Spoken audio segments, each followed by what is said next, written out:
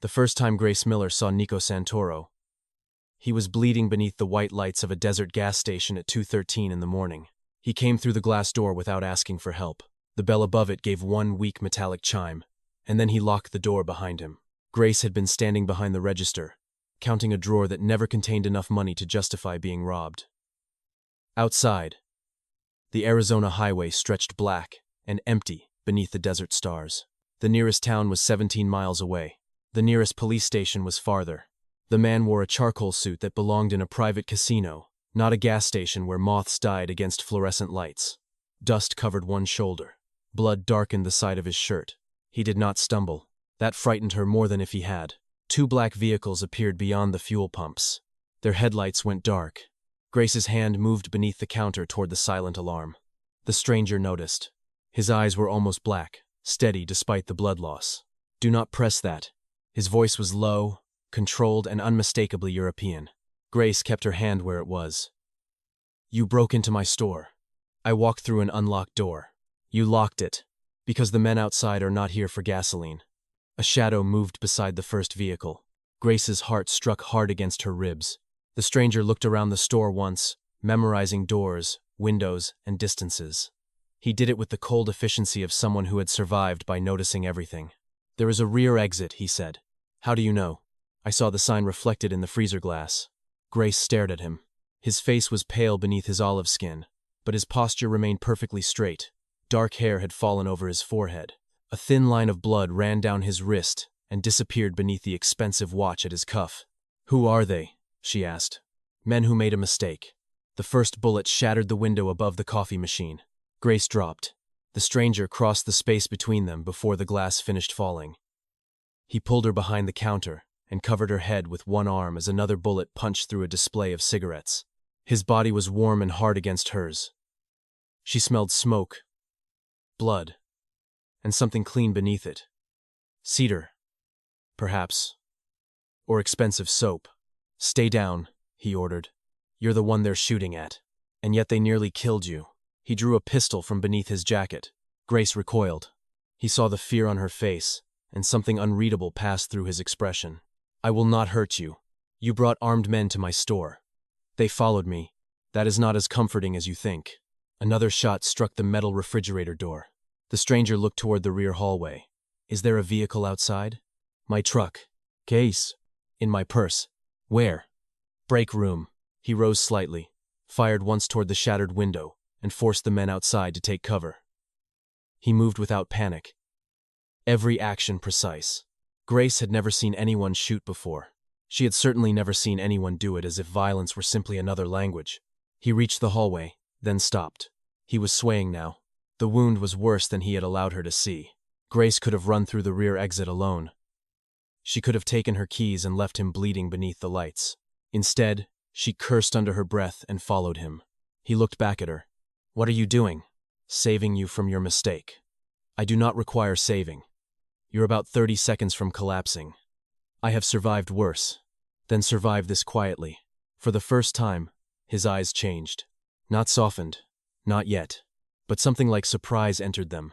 They reached the break room. Grace grabbed her purse, a first aid kit, and the heavy metal flashlight she kept beside the microwave. The stranger leaned against the wall. "Can you drive?" she asked. "Yes." "Convincingly?" His chaza held hers. "No." They slipped through the back door into the cold desert night. Grace's truck was an old red pickup with a cracked dashboard and a passenger door that only opened from the inside. The man looked at it as if it were an unfamiliar species. "Get in," she said. He stared at her. "You intend to drive?" "No. I intend to stand here until your friends come around the building." "They are not my friends." "Then get in faster." He did.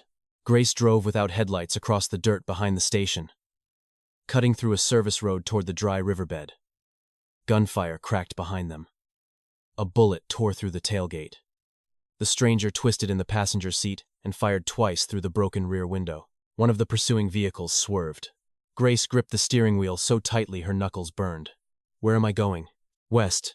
"There is nothing west." "Exactly." The truck bounced over rocks and dry earth. The gas station lights disappeared behind them. For nearly 10 minutes, neither spoke. Then the stranger's gun slipped from his hand. Grace glanced over. His eyes had closed. "Hey." No response. She hit the brakes beneath the shadow of a sandstone ridge. The truck stopped hard. Grace reached across him. His pulse was slow, but present. Blood had soaked through his shirt and spread across the seat. She unbuttoned the fabric around the wound. His eyes opened instantly. His hand closed around her wrist. Grace froze. Even half-conscious, he was strong enough to hurt her. His gaze dropped to where her fingers rested against his chest. "You should ask permission before touching a man carrying a weapon. You should avoid bleeding on strangers if you want boundaries." He released her. She cleaned the wound beneath the dim interior light. The bullet had passed through his side, missing anything immediately fatal. He watched her the entire time. "What is your name?" she asked. "No, that's not a name. It is the answer." She tightened the bandage harder than necessary.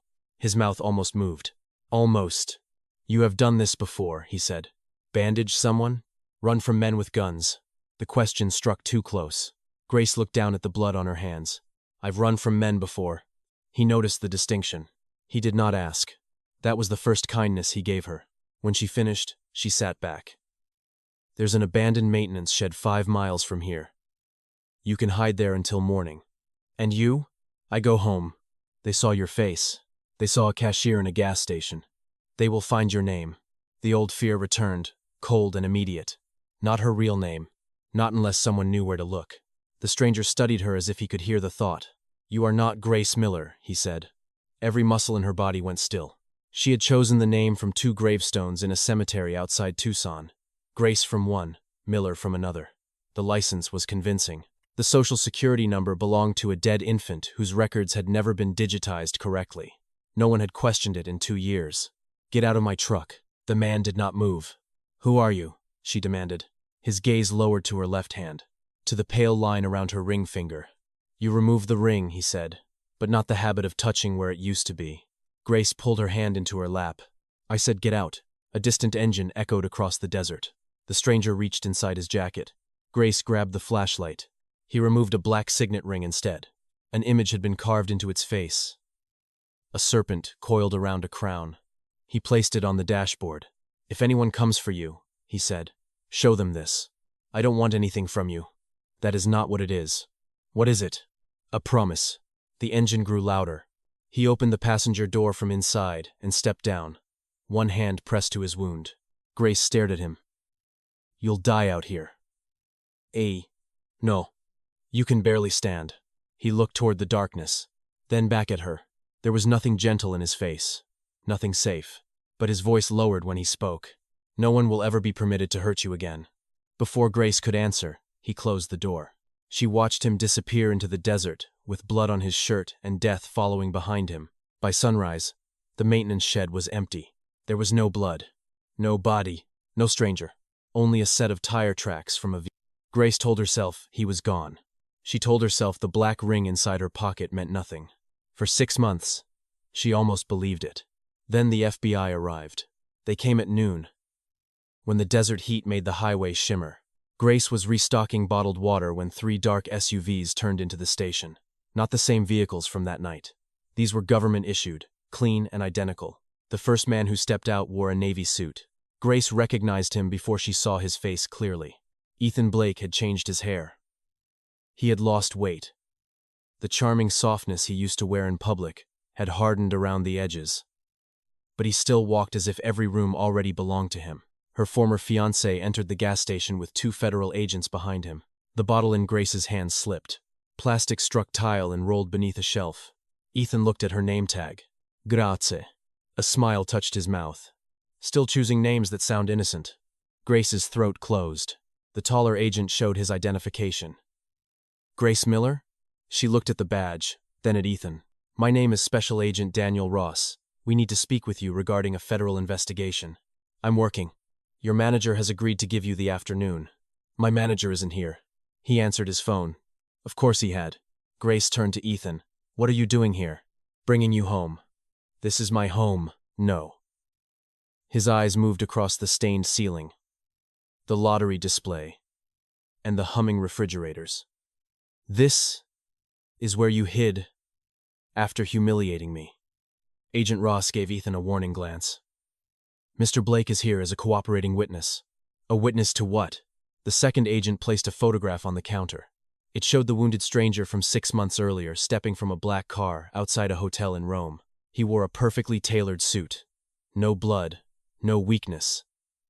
Men surrounded him, all watching the crowd while he looked directly toward the camera. Grace's pulse slowed. "Do you recognize this man?" Ross asked. "No." Ethan laughed softly. Ross placed another photograph beside the first. A security image from the gas station. Grace helping the stranger through the rear hallway. Her face was clear. His was partially turned. "You aided Nico Santoro in escaping an attempted arrest," Ross said. "Attempted arrest? People shot through my window. The men pursuing him were not federal agents. Then why am I being questioned?" "Because Nico Santoro is the head of an international criminal organization involved in extortion, weapons trafficking, political corruption, and multiple unsolved murders." Grace looked again at the photograph. Nico. The name suited him too well. Cold, clean, dangerous. Ethan leaned closer. "He used you. I didn't know who he was, but he knew who you were." Agent Ross opened a folder. Inside were copies of Grace's false documents, her old driver's license, and a photograph taken at the wedding she had fled. She wore a white dress. Ethan stood beside her, smiling for the cameras. "Your legal name is Evelyn Grace Laurent," Ross said. "You disappeared from Phoenix 2 years ago after abandoning your wedding and removing several documents from the private office of your father." Grace stared at him. "I didn't steal anything. Your father reported otherwise." "My father reports whatever makes him look like a victim." Ethan's voice softened in the way it once had before he became cruel. "Grace, no one wants to punish you. Come back with me. Tell them what Santoro gave you." "He gave me nothing." Ethan's eyes dropped to the chain around her neck. The black ring hung beneath her uniform shirt. He reached for it. Grace stepped back. His face changed, only for a second, but she remembered that look. The look from the night before their wedding, when she had told him she needed time. The look of a man who believed hesitation was disobedience. "You're wearing his ring," Ethan said. The station doors opened. No bell chimed. The electricity went out. The lights, refrigerators, and security system died together. Outside, 6 black vehicles had appeared around the fuel pumps. Men in dark suits emerged in coordinated silence. Agent Ross reached for his weapon. A voice came from the doorway. "I would advise against that." Nico Santoro entered the gas station as if the desert, the agents, and the past 6 months had all been waiting for him. He wore black from collar to shoes. His expression was calm. A faint scar touched the edge of his jaw. His eyes found Grace immediately. Not the agents. Not Ethan. Grace. The room seemed to narrow around that gaze. She hated the relief that moved through her. She hated him for noticing it. Ethan stepped in front of her. "You have no authority here." Nico looked at him as one might look at an insect resting on expensive glass. "I have never required authority." Agent Ross raised his badge. "Nico Santoro, you are the subject of an active federal investigation. And yet you have not arrested me." "We can." "No." Nico's voice remained almost gentle. "You cannot." Ross's phone rang. Then the second agents. Both men looked at their screens. Whatever they saw drained the certainty from their faces. Nico walked toward the counter. Ethan did not move aside. For several seconds, the 2 men stood almost chest to chest. Ethan was tall, handsome, and carefully polished. Nico was quieter. That made him infinitely more dangerous. "You left her alone in a place without cameras on the Eastern Road," Nico said. Ethan's jaw tightened. "You've been watching her. I have been correcting the consequences of your existence." Grace looked at Nico. "Stop." He turned to her instantly. The coldness in his face changed by 1 degree. Only 1, but everyone saw it. She pulled the ring from beneath her shirt. "Did you know who I was that night?" Silence filled the store. Nico did not lie. "Yes." The answer hurt more than she expected. "How?" "This is not the place. You don't get to decide that." A flicker of something crossed his eyes. Approval, perhaps, or pain. Ethan seized the moment. "He chose you, Grace. That wasn't an accident. Your father has records tying the Laurent family to the Santoros. He knew exactly where you were." Nico's gaze remained on her. "You are in danger." "Because of you?" "Because of what your family made you before you could speak." Grace gave a bitter laugh. "That sounds convenient." A shot cracked outside. One of Nico's men slammed against the window. Blood marked the glass. The next bullet tore through the door. Nico crossed the distance to Grace and threw her behind the counter as gunfire erupted across the station. His body covered hers exactly as it had 6 months earlier. Only now, she knew what he was. His hand braced beside her head. His face hovered inches above hers. "You came here knowing this would happen," she said. "I came because it was already happening." The front windows shattered. Nico returned fire without looking away from her. His composure was terrifying. "Stay behind me." "I did that once. And you survived." "Barely." His eyes darkened. "You survived because I would have killed every man in that desert before allowing them to reach you." The words were not romantic. They were a fact. That made them worse. Nico's men secured the front entrance. Agent Ross pulled Ethan behind a refrigerator case. More shots came from the highway. Nico grabbed Grace's hand. "We are leaving. I'm not going anywhere with you. The men outside belong to my uncle." "Why would your uncle care about me?" "Because if you marry the wrong man, he becomes richer than most governments." Grace stared at him. Nico pulled her toward the rear hallway. Ethan shouted after them, "Grace, don't believe him." Nico stopped. The temperature in the room seemed to drop. He looked over his shoulder at Ethan. "You stood beside her in a church knowing the contract would transfer her inheritance to you." Grace felt the floor vanish beneath her. Ethan's silence answered for him. Nico turned back to her. "Now decide which liar you prefer." The rear door exploded inward. Nico shielded Grace as metal and dust tore through the hallway. His men returned fire. He pressed a hand to the back of her neck and guided her low toward an armored vehicle waiting behind the station. Grace resisted. "My things. You cannot return home. I have a life here." "No, you have a hiding place they have discovered." The truth struck harder than his grip. He opened the vehicle door. Grace looked at the gas station, at the faded sign, at the truck she had repaired herself, and the tiny rented house visible beyond the road. It was not much, but it had been hers. Flames appeared near the front fuel pump. Someone had ignited spilled gasoline. Nico saw Grace's face.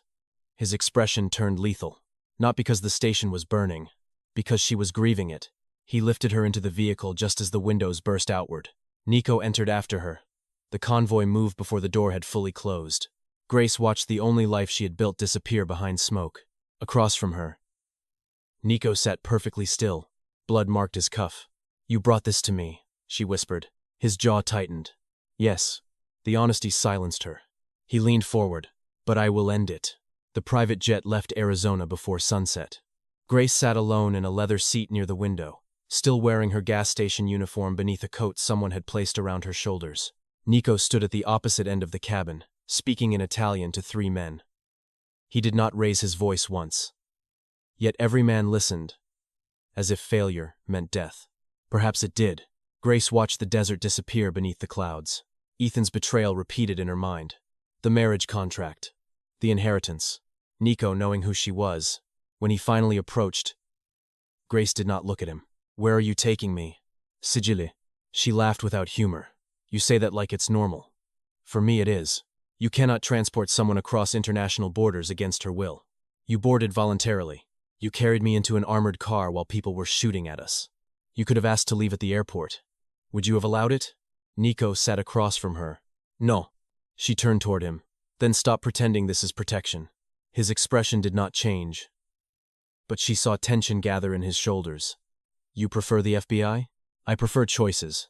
The FBI has a compromised task force. Ethan has access to their evidence.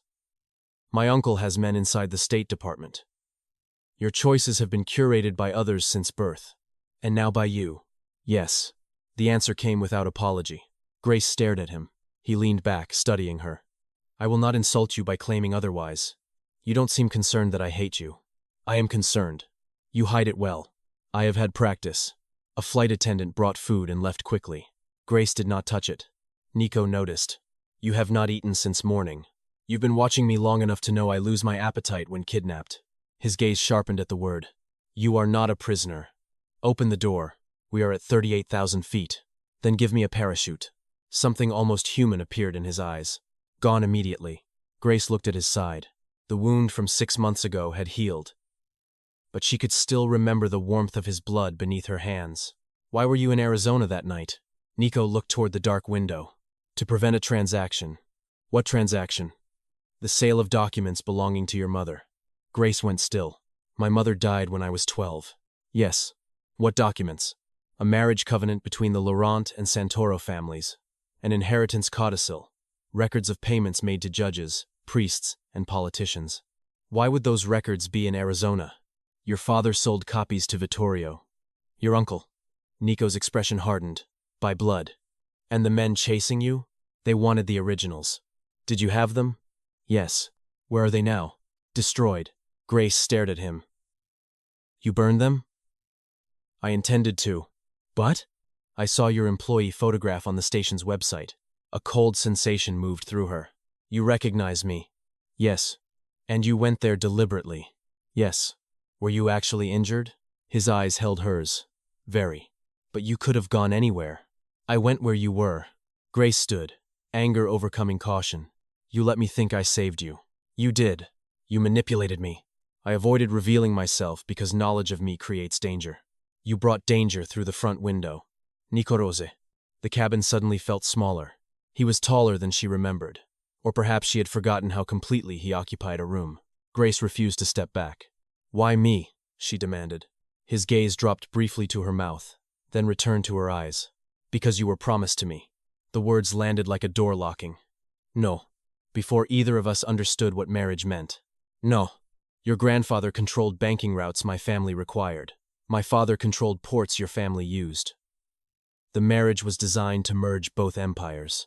I am not an empire. I know. Do you? Nico's face tightened. Grace pointed toward the black ring hanging from her neck. Was this your way of claiming me? It was the only symbol my men would recognize quickly enough to protect you. Your men. Yes. How many? He did not answer. How long have they been watching me? Since the night we met. That is not protection. That is surveillance. It kept Ethan away from you. He found me anyway. Because someone inside my organization betrayed your location. For the first time, anger broke through Nico's calm. It was not loud. It was colder than that. Grace understood then why men feared him. Nico did not need to lose control to become violent. Control was the weapon. What happens when we reach Sicily? She asked. You stay at my villa until I know who betrayed us. And then? You decide. She searched his face. You just said you wouldn't let me leave. I would not let you walk into an ambush. That is not the same as giving me freedom. No. His honesty was becoming unbearable. Grace crossed her arms. What do you want from me? Nico looked at her for a long time. When he answered, his voice was quieter. What I want is irrelevant. The villa stood above the Sicilian coast like a palace built to intimidate the sea. They arrived at night beneath a storm-dark sky. Cypress trees lined the private road. Lightning revealed pale stone walls, iron balconies, and gardens descending toward black cliffs. Dozens of armed men waited beneath the entrance portico. When Nico stepped from the car, every conversation stopped. He extended a hand toward Grace. She ignored it and climbed out alone. Rain struck her face. Nico watched her straighten, watched her refuse the coat a servant offered, and watched her walk toward the entrance without waiting for him. His men noticed. Their expressions suggested no one had ever walked ahead of Nico Santoro and survived. Inside, the villa glowed with candlelight and antique gold. Marble floors reflected enormous paintings of dead Santoro men. Their eyes followed Grace through the hall. A woman in her 60s approached. She wore black and carried herself with quiet authority. Miss Laurent, she said. Grace. The woman nodded. I am Teresa. I manage this house for Nico's mother. Nico removed his gloves. The West Rooms. Teresa hesitated. Grace caught it. What is wrong with the West Rooms? Nothing, Nico said. Teresa looked at him. Something passed between them. Grace felt it immediately. What are you hiding? Nico's jaw tightened. You have traveled for 16 hours, and I am still capable of opening doors. Teresa lowered her eyes. Nico addressed her in Italian. The words were quiet, but the command was clear. Teresa led Grace upstairs. Nico followed several steps behind. The western corridor was separated from the rest of the villa by carved wooden doors. Teresa unlocked them with an old brass key. Beyond was a long hall filled with fresh flowers. Not dusty, not abandoned. Prepared. Grace slowed. At the end of the corridor stood double doors painted ivory. A gold emblem had been carved above them. Two family crests intertwined. The Laurent fleur-de-lis, the Santoro serpent and crown. Grace looked back at Nico. His face had become unreadable. Open it, she said. No. Her anger rose. You brought me across an ocean.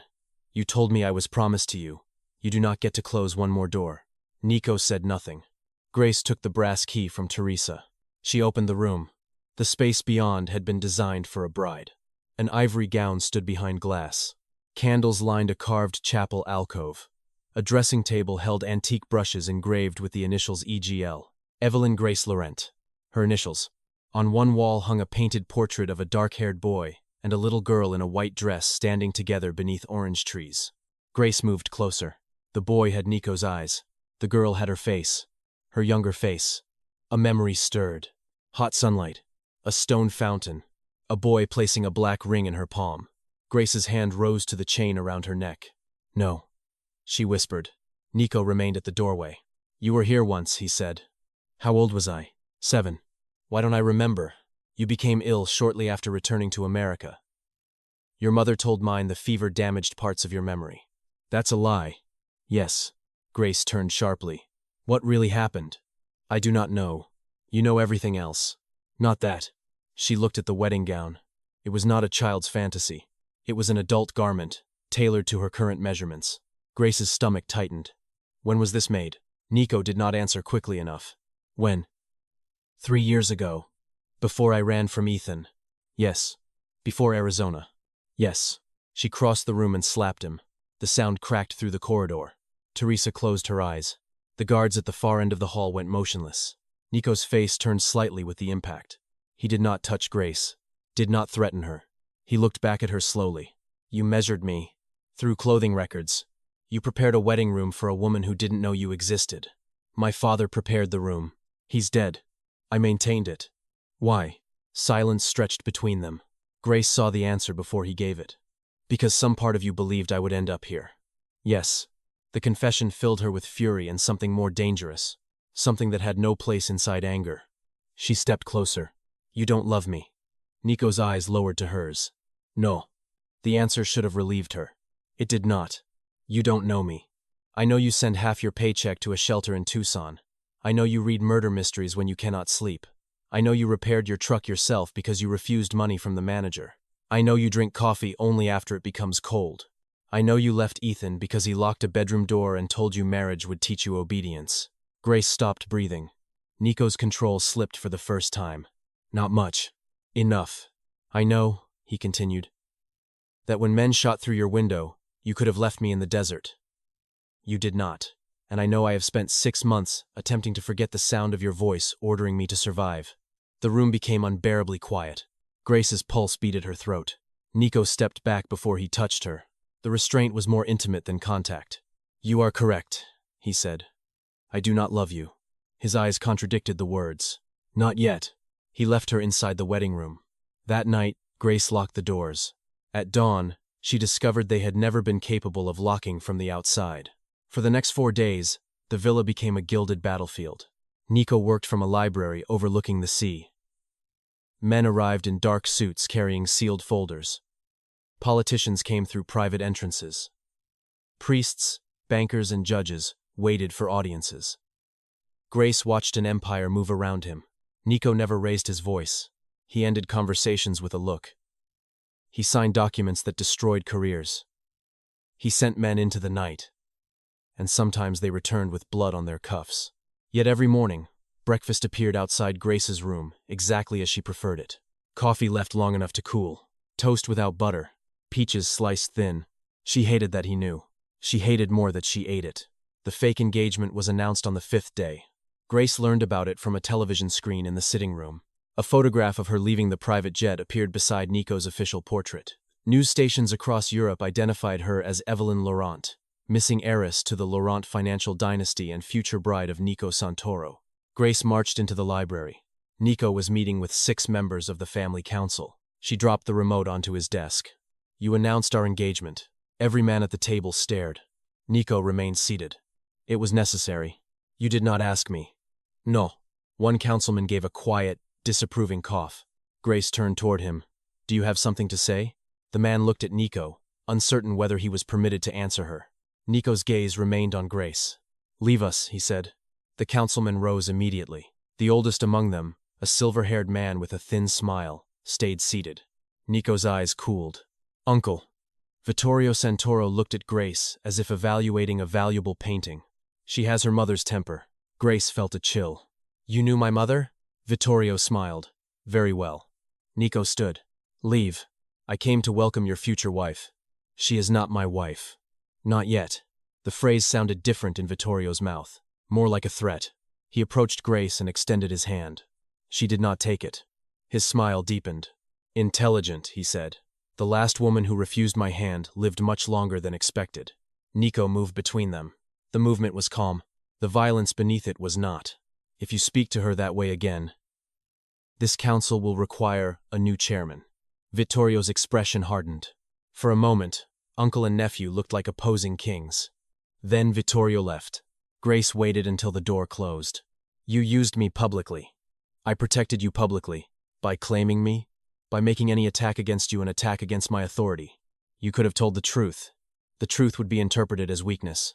And what is the lie interpreted as? Nico came around the desk. Possession. Grace's heartbeat changed. She hated the word. She hated the way he said it. You do not possess me. I know. Does your family? No. Does the world? Yes. She stared at him. Nico stopped a few feet away. The announcement prevents Vittorio from forcing a separate marriage contract through the council. Until the inheritance question is settled, you are safer as my fiancé. But, Bund 10. By 410. By 4. The announcement. Tend. By place. How convenient. For neither of us. Really? You get the woman promised to you. The Laurent inheritance and public control of the merger. I have no interest in the Laurent inheritance. Then sign it away. I cannot. Why? Because it does not belong to me. Who does it belong to? Nico held her gaze. You. Grace laughed once. I have $43 in a bank account in Arizona. You have controlling rights to a network of European trusts worth approximately $9 billion. She stared at him. That is not possible. Your mother placed the assets into dormant trusts before she died. They activate only under 2 conditions. Grace already knew she would hate the answer. What conditions? Your 30th birthday. She swallowed. And? Your legal marriage to a member of the Santoro bloodline. Grace looked toward the closed door through which Vittorio had left. He wants me to marry someone. Yes. Who? His son. And you announced our engagement first. Yes. To protect me. Yes. Or to win. Nico's eyes turned cold. There are victories I would rather lose. The answer stayed with her long after she left. That evening, the villa hosted a black-tie dinner for Sicily's most powerful families. Grace refused the ivory gown from the wedding room. She chose a black dress Teresa found in another closet, simple and severe. When she descended the staircase, conversations stopped. Nico waited beneath the chandelier. He wore a black tuxedo.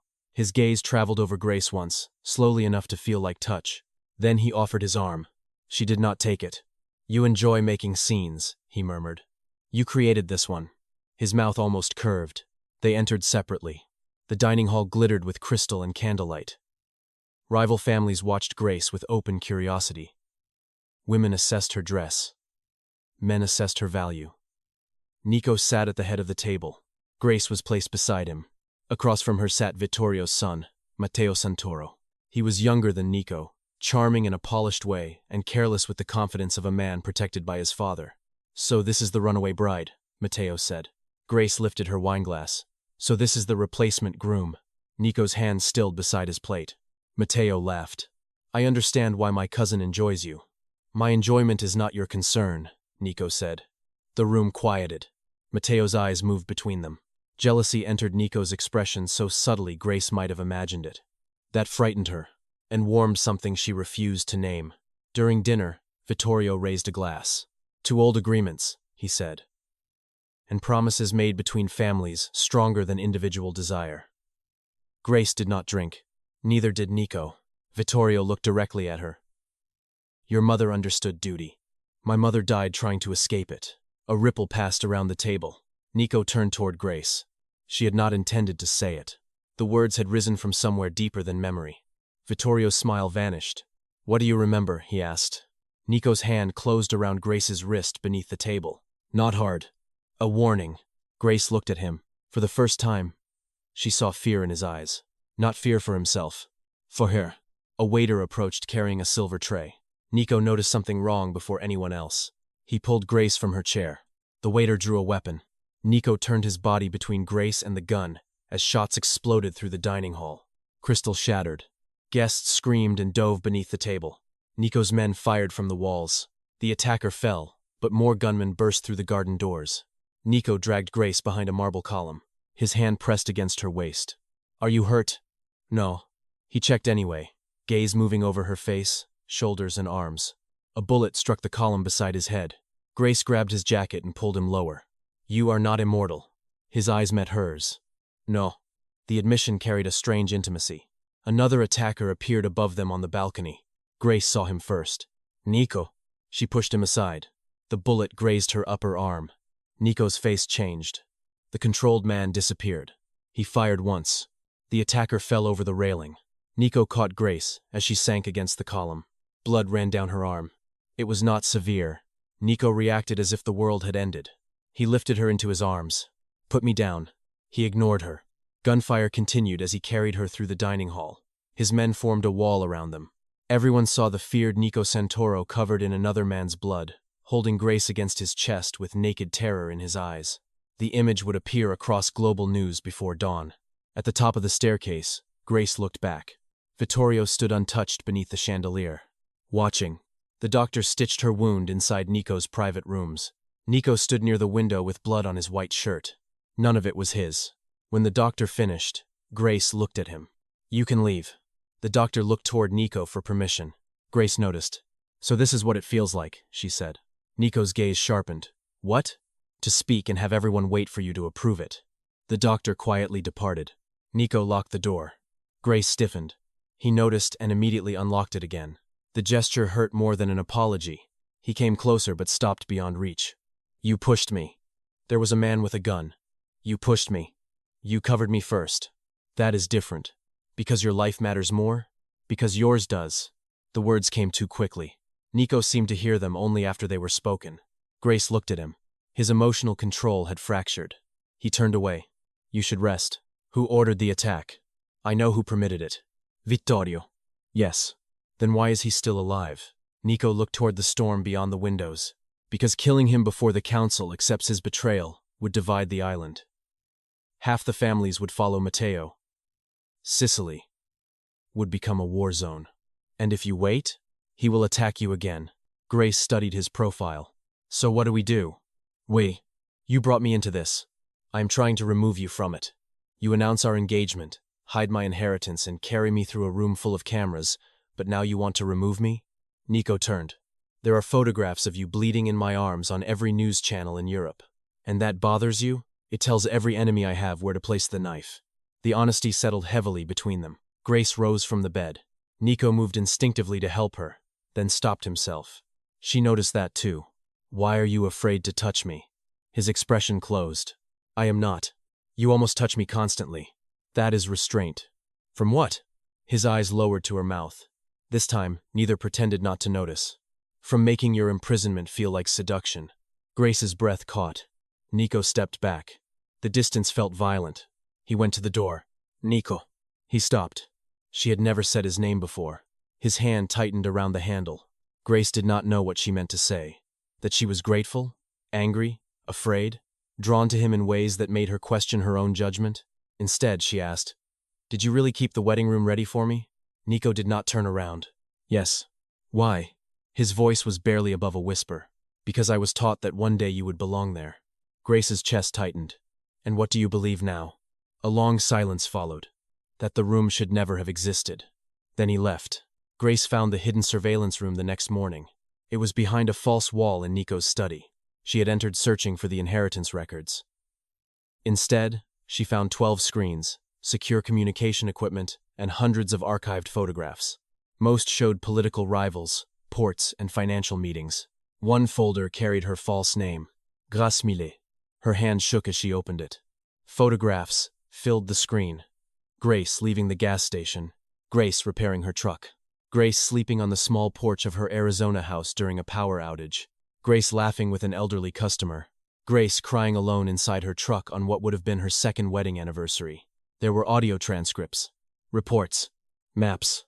Every hour of her hidden life catalogued. She did not hear Nico enter, but she felt him behind her. How much? She asked. All of it. Grace turned.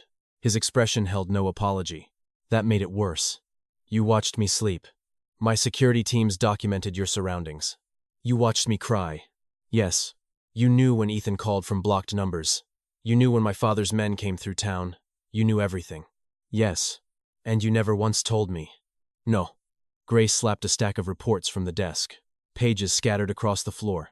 Nico did not move. You had no right. I know. The answer stopped her. You know? Yes. Then why?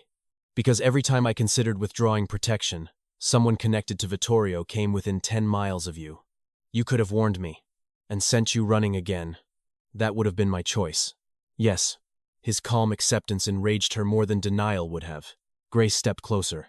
You claim you don't want to imprison me, but you have built a cage around my entire life. Nico's eyes darkened.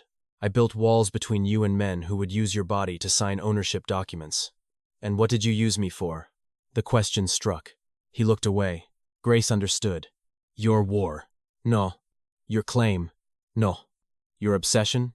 Silence. For the first time, Nico had no answer. Grace's anger shifted, became something more vulnerable. How many times did you look at those photographs? His face became still. Nico. Too many. The confession entered the room like a flame. Grace's breathing changed. He took one step toward her, then stopped. I told myself it was security, he said. Then I knew the days you worked late. I knew which songs you played in your truck. I knew when you were ill because you stopped buying coffee. I knew when you were lonely because you sat outside instead of going into the house. Grace could not look away. Nico's voice roughened. I knew everything except how to stand in front of you without becoming the kind of man you had already escaped. The air between them felt charged. Grace raised her hand. Nico did not flinch. Her fingers stopped near the scar at his jaw, almost touching. He closed his eyes. That surrender frightened her more than his gun ever had. Grace let her fingertips brush the scar. Nico's hand gripped the edge of the desk. He did not touch her. Tell me to stop, she whispered. His eyes opened. If I tell you what I want, you will fear me. I already fear you. Pain crossed his face. Grace continued. I also trust you. That broke something. Nico's hand rose to her cheek, then stopped a breath away. He waited. Grace leaned into his palm. The first touch was almost nothing. Warm skin. A slight tremor he could not conceal. The feared man who controlled half the island touched her, as if she were the first fragile thing he had ever been permitted to hold. Their faces drew closer. His gaze dropped to her mouth. The door opened.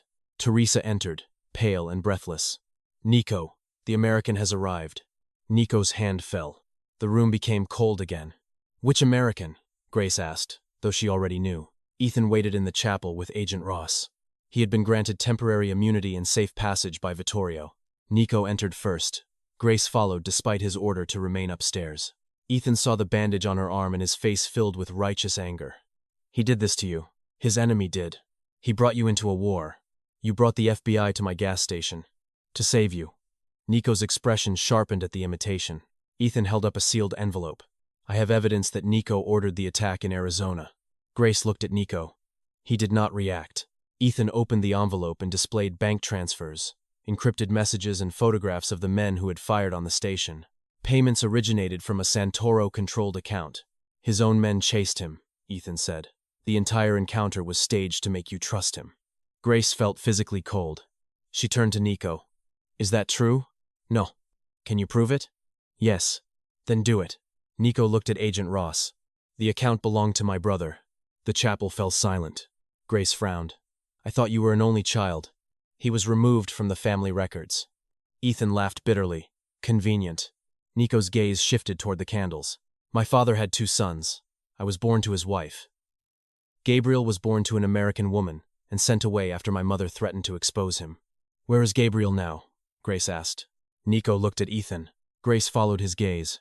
Understanding arrived slowly. No. Ethan's face hardened. Nico spoke calmly. His name is Gabriel Santoro. Grace stared at the man she had almost married. Ethan Blake. Gabriel Santoro. Vittorio's hidden weapon. You knew, she whispered. Ethan stepped toward her. I knew our families had history. You knew about the inheritance. Yes. You proposed because of it. At first, the words hollowed her. At first, I loved you. No. You monitored me, controlled me, tried to train me into becoming useful. I was protecting you from him. Ethan pointed at Nico. Nico's face remained cold, but Grace saw the hatred in his eyes. Ethan continued, he would have married you at 18 if his mother had not stopped the contract. Nico moved. Grace stepped between them. Is that true? Nico stopped instantly. My father intended it. And you? I was 23. I had already refused. Why? Because you did not remember me. Grace swallowed. Nico's voice lowered. Because you would have believed you were marrying a stranger. Ethan shook his head. He refused because his mother told him the Laurent inheritance carried evidence that could destroy his father. Nico looked at Grace. There are truths I did not tell you. Again. Yes. Her chest tightened. What evidence? Your mother documented the murder of mine. Grace stared. Nico's composure began to fracture. My father ordered both deaths when they attempted to dissolve the marriage covenant. Your mother escaped to America. Mine did not. You told me my mother died when I was 12. She did. Who killed her? Nico looked at Vittorio, who had entered through the rear doors of the chapel without anyone noticing. My uncle. Vittorio applauded slowly. Finally, armed men appeared along the balcony. Agent Ross reached for his weapon. Ethan stepped away from him. Grace understood the betrayal too late. Ethan had not brought the FBI to arrest Nico. He had brought Agent Ross as proof of federal interference, giving Vittorio justification to call the family council into emergency session. Vittorio smiled at Grace. Your mother was very difficult to kill. Nico drew his gun. More weapons rose around them. Vittorio's men held the higher ground. You shoot me, Vittorio said, and Grace dies before my body reaches the floor. Nico did not lower the weapon. Grace looked at him. Nico. His eyes found hers. Slowly, he lowered the gun. Vittorio smiled. That was the moment everyone in the chapel understood the truth. Nico Santoro had a weakness, and her name was Grace. Vittorio ordered Nico's men disarmed. Ethan took Grace's arm. She pulled away. Do not touch me. Pain crossed his face. I am still trying to save you. You never loved me. I did. You loved the woman you could make obedient. Ethan's jaw tightened. Vittorio approached the altar. The council will meet tomorrow. Grace will marry Gabriel. The Laurent trusts will activate, and Nico will surrender control of the ports in exchange for her continued survival. Nico's face was carved from stone. Grace looked at him. What happens if he refuses? Vittorio smiled. You will discover whether his obsession is stronger than his ambition. Nico was imprisoned beneath the villa. Grace was locked inside the wedding room. The irony was deliberate. Rain struck the windows as Teresa helped remove Grace's bandage and replace it with a clean one. There is a passage behind the chapel alcove, Teresa whispered. Grace looked toward the door. Why are you helping me? Because Nico's mother asked me to protect the girl her son might one day love. Grace's throat tightened. He does not love me. Teresa gave her a sad smile. No, he has gone far beyond it. The passage led through the walls and down into the oldest foundations of the villa. Grace found Nico chained to a stone pillar inside a wine cellar. 2 guards stood outside. Teresa distracted one. Grace struck the other with a bottle when he entered the passage. Her hands shook as she searched him for keys. Nico looked at her through the darkness. You should not be here. You say that frequently. You must leave the island. They control the airport. There is a fishing harbor beneath the eastern cliffs. And you? I will hold them here. Grace unlocked one chain. Nico caught her wrist. Listen to me. No. Grace. She looked into his face. There was bruising along his jaw and blood at his collar. Yet what frightened her most was the acceptance in his eyes. He had already decided to die. You do not get to make this choice for me, she said. I made it long before Arizona. What choice? That if Vittorio ever found you, I would trade everything. Grace stared at him. The ports? Yes. The empire? Yes. Your life? His silence answered. Anger burned through her fear. She unlocked the second chain and slapped him. Nico looked stunned. You do not get to call dying for me devotion, she whispered. Not when you have never had the courage to live honestly beside me. His breathing changed. Grace's eyes filled, but she refused to look away. You watched me for 6 months. You built a wedding room. You crossed an ocean because my name appeared on a gas station website.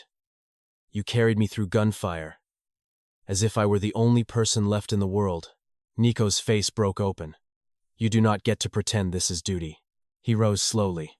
Chains fell around his feet. Grace stood inches from him. Say it, she demanded. His voice was rough. You will hate me. I already tried. Nico closed his eyes. When he opened them, the feared Mafia boss was gone. Only the man from the desert remained. I love you. The words were quiet, almost destroyed by the rain above them. Grace stopped breathing. Nico continued before courage abandoned him. I love you with every part of myself I was taught to kill. I love you when you are angry. I love you when you disobey me. I love that you saved me without knowing my name. I love that you look at what I am and still demand that I become more. His hand rose, stopping beside her face. I love you enough to let you leave. Grace leaned into his touch. And do you love me enough to trust me to stay? Nico's eyes searched hers. Yes. She kissed him. There was nothing gentle in the first second. 6 months of fear, anger, and restrained desire collapsed between them. Nico's hands closed around her waist, then loosened immediately, giving her room to pull away. She did not. Grace gripped his shirt and kissed him harder. He made a low sound against her mouth, something torn from a man who had denied himself too long. Then he stopped. His forehead rested against hers. Once we begin, he whispered, I will not know how to want you moderately. I am not asking for moderation. Gunfire erupted above them. The moment shattered. Nico took the fallen guard's weapon. His face transformed. The vulnerable man disappeared beneath control. But not completely. He took Grace's hand. This time, she let him. They moved through the passages toward the upper floors. Teresa had contacted the families loyal to Nico. Fighting spread across the gardens. Black vehicles crashed through the eastern gates. Flames climbed from a damaged guest house. The villa had become a war zone. Nico led Grace toward the harbor passage, but she stopped near the library. The evidence. What? My mother's records, the inheritance documents. They are inside the council vault. Then we get them. You are leaving. You said you would trust me. His jaw tightened. This is not what I meant. It is what trust looks like. Nico stared at her, caught between rage and reluctant admiration. Then he gave her a second weapon. Stay behind me. Grace almost smiled. We're still working on that. The council vault lay beneath the wedding chapel. They reached it through a corridor filled with smoke. 2 of Vittorio's men attacked. Nico moved with brutal precision, disarming one and driving the other into the stone wall. Grace saw the violence he was capable of. He did not enjoy it. That mattered. Inside the vault, they found contracts, ledgers, and recordings spanning 4 decades. Grace found a sealed envelope in her mother's handwriting. For Evelyn Grace. Her hands trembled. Inside was a letter. My darling girl, if you are reading this, then the men who built their empires around your future have failed to destroy your ability to choose. Nico stood beside her but did not read over her shoulder. Grace continued. You were never promised to Nico because of love. You were promised because powerful men believed children could be turned into signatures. Nico's mother and I tried to end the covenant. Vittorio discovered us. She died protecting the evidence. I escaped with you, but I knew they would come again. Trust Nico only if he gives you the freedom his family denied us both. Grace looked up. Nico's face had gone pale. The letter ended with instructions to activate a legal clause hidden inside the trust. Grace found it among the documents. The clause did not require her to marry a Santoro.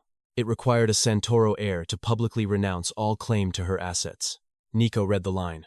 Understanding passed between them. If you sign this, Grace said, the Laurent trusts become mine without marriage. And Vittorio loses everything. So do you. Nico took the document.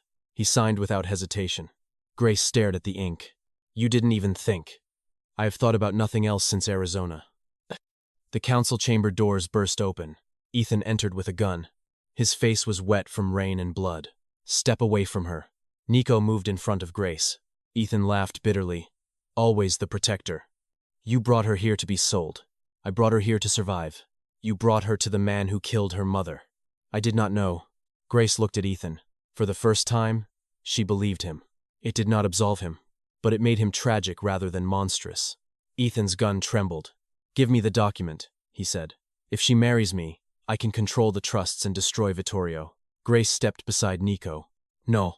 Grace, think. I am. You cannot choose him. I am not choosing between men.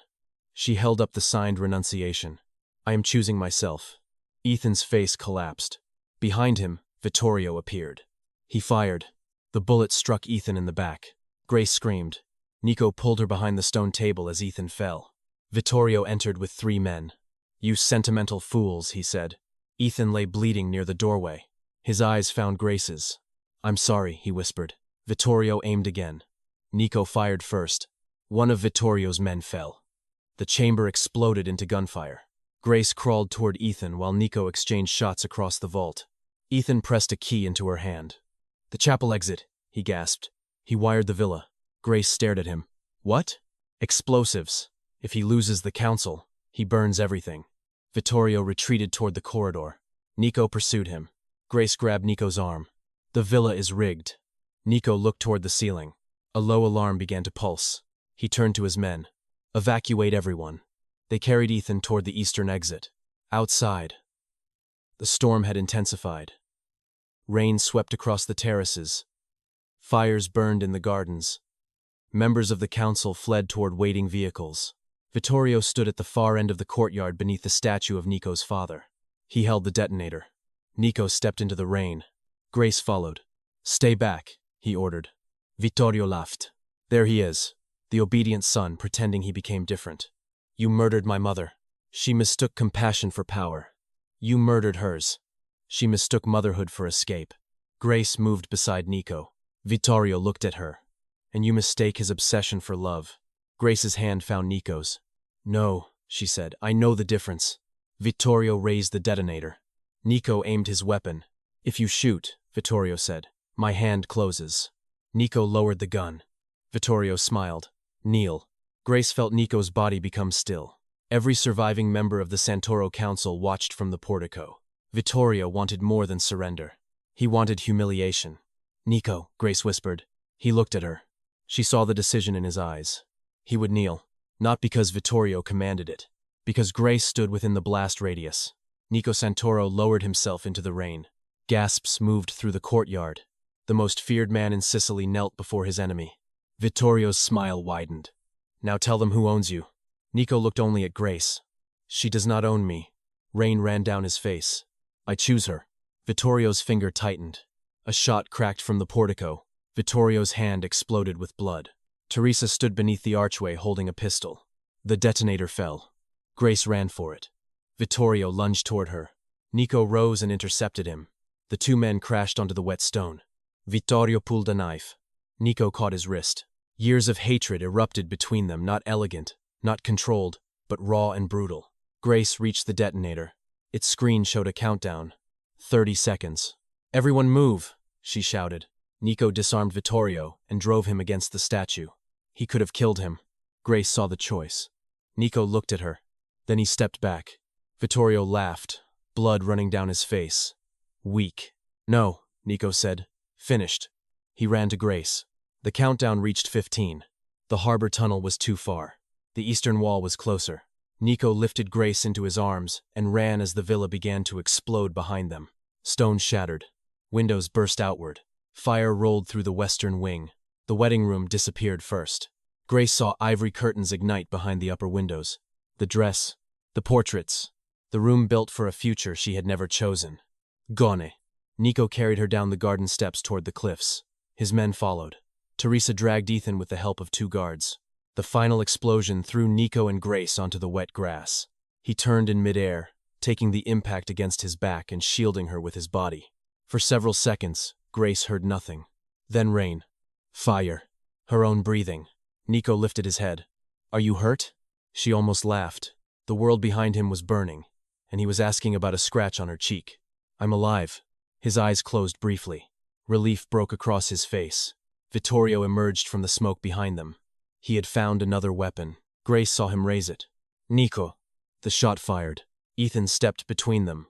The bullet struck his chest. Nico turned and fired once. Vittorio fell beneath the burning archway.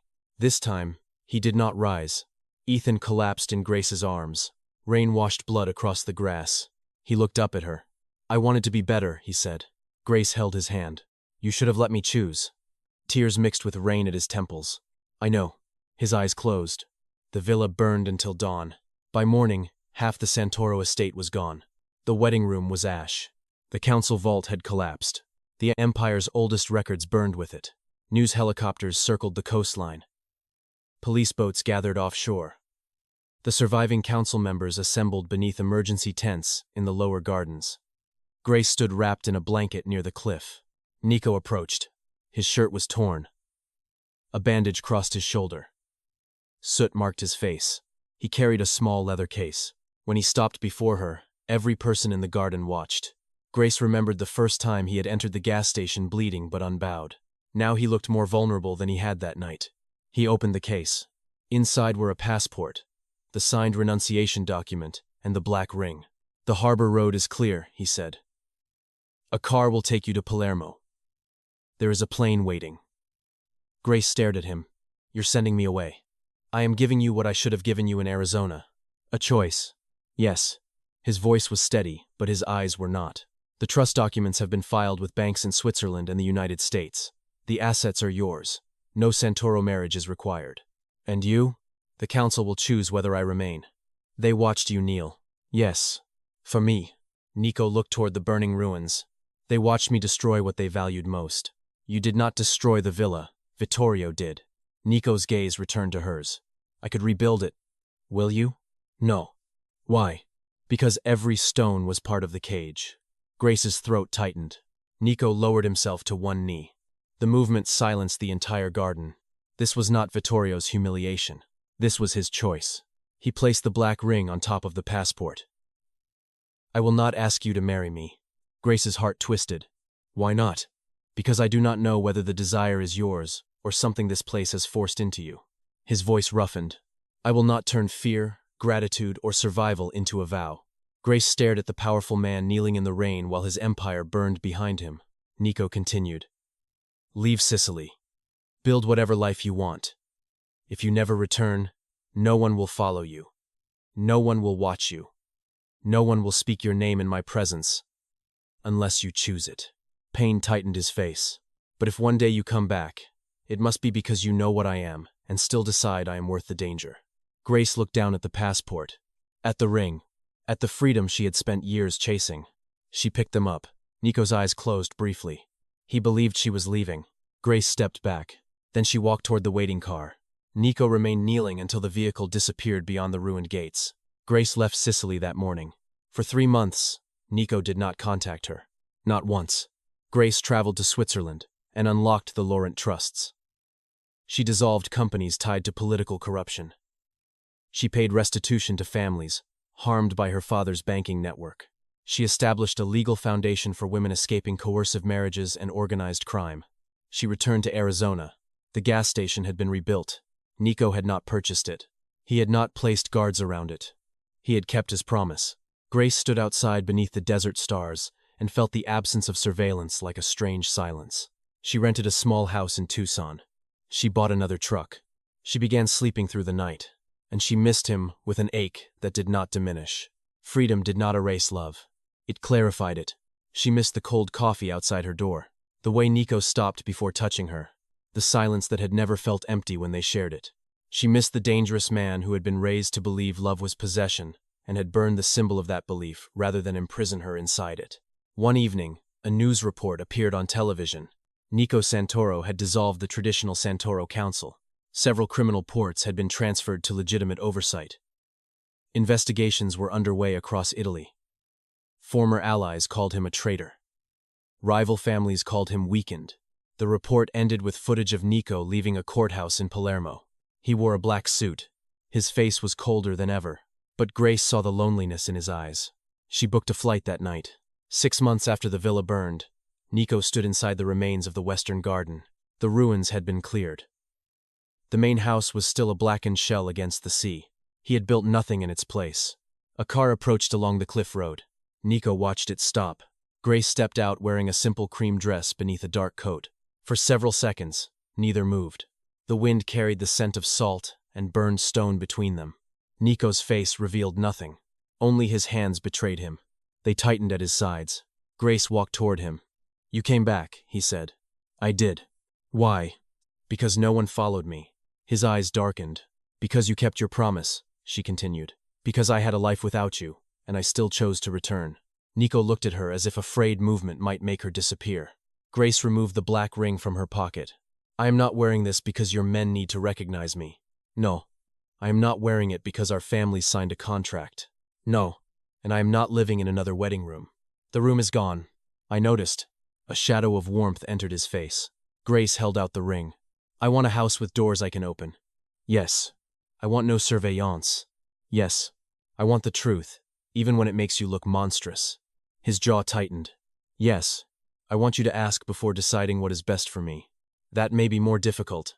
Grace raised an eyebrow. Nico almost smiled. But yes, he said. She stepped closer. And I want you. The last of his control broke. Nico reached for her, then stopped with his hands inches from her waist. Still asking. Still waiting. Grace closed the distance herself. She kissed him beneath the ruined arches, while waves struck the cliffs below. His arms came around her slowly, then fiercely, holding her as if devotion could exist without ownership. When they parted, Nico rested his forehead against hers. I do not deserve you. That is not your decision. His eyes closed. Grace placed the ring in his hand. Ask me. Nico looked at her. There was no audience. No family council. No billion-dollar contract. Only burned stone, open sky, and the sea. He lowered himself to one knee. Not as a mafia boss. Not as the heir to an empire. As the man she had saved beneath the fluorescent lights of an Arizona gas station. Grace Miller, he said, using the name she had chosen for herself. Will you build a life with me that neither of our families designed? Tears filled her eyes. Yes. The new house was built lower on the cliffs, away from the ruins. Grace designed it with wide windows, warm rooms, and no locked interior doors. The old wedding chapel became a library. The council chamber became a foundation office that helped women disappear from men who believed marriage meant ownership. Nico kept one wall of the burned villa untouched, not as a monument to power, as a reminder. On rainy evenings, Grace sometimes found him standing before it, looking at the blackened stone. She would approach quietly. He always heard her. He always turned. And no matter how many powerful men waited for his decisions, no matter how feared his name remained beyond those cliffs, his expression changed only for her. 1 year after the fire, they married at sunset in the garden overlooking the sea. There were no political leaders, no family contracts, no photographers. Teresa stood beside Grace. A small circle of loyal friends watched from beneath olive trees. Nico wore a black suit. Grace wore a simple ivory dress she had chosen herself. Before placing the ring on her finger, Nico looked into her eyes. You may still leave. Grace smiled through tears. So may you. I will not. Neither will I. He slid the ring onto her hand. The black serpent and crown had been melted down and reshaped into a plain gold band. Behind them, the last light touched the ruins of the old villa. The empire that had tried to own them had become ash. What remained was not obedience, not inheritance, not destiny. Choice.